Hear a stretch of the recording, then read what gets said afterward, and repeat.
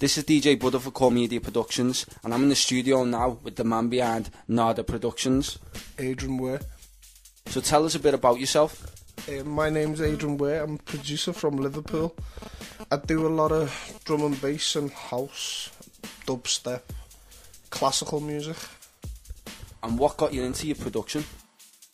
I suppose it was old school music and mainly reggae. Like the sound of bashment, like the bass, the heavy bass tone, yeah, like old school dancehall, not like now. Yeah, like the CDs you used to give me back in the day. Yeah, that sort of stuff. Your sound now, you're saying you do a bit of drum and bass and house and that, and electro and dubstep. What kind of like style are you bringing? I'm bringing a modern style, but I like a lot of the old sounds. But I do like the new basses, like dubstep basses and that. So I try and blend it all. So you hear like a melody, say like on the radio, on smooth radio, and it could be an old song from like the 70s, and then you could take something from that and you could get an idea to where you create your own track. Yeah, in theory, but no, because I've never really sampled any music. I use a keyboard to recreate string sounds and other melodies. You told me before we started the interview you've worked with a couple of people like from Sweden and across the world as well. Yeah, I've worked with a Jonathan Angel out of Sweden. He was signed to Warner Brothers. I helped him rewrite a song called Where the Stars. And I've worked with a kid called Tokyo Matic out of Belgium. We've done a few dance songs together. So what kind of artists are you looking to work with and feature on your track? Well, I'm looking to work with producers, mainly singers though. I want to work with singers that inspire me to make better music. Like real soul sounding singers. We've got loads, I don't want to mention no names, but yeah, there's immense talent. You want people with like a high pitched vocal and someone who's got something that you can bounce off as well, where you're not just giving the track, you want to learn off them and work with them as well. In a male voice, I want like that John B feel.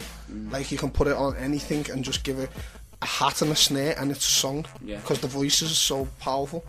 And like for a woman, I like Diana Ross, like that raw power. The track that's playing in the background now, I hear this is like a dubstep track, but it's got a heavy bass, and that tells a bit about this track. This is just like an idea that I threw together on Reason.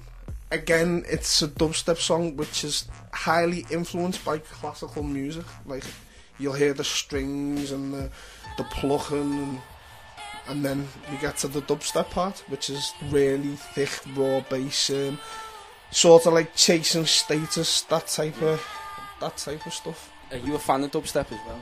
I love it. I used to hate it, so I know there's people who just sit there and say it's noise, but I was that person, and now I love it. I couldn't live without it.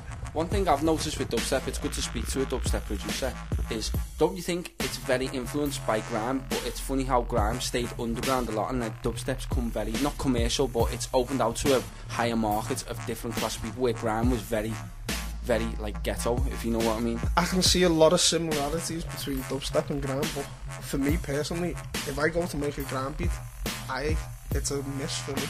It's not. The sounds are similar, but it's not the same. It's so not the same.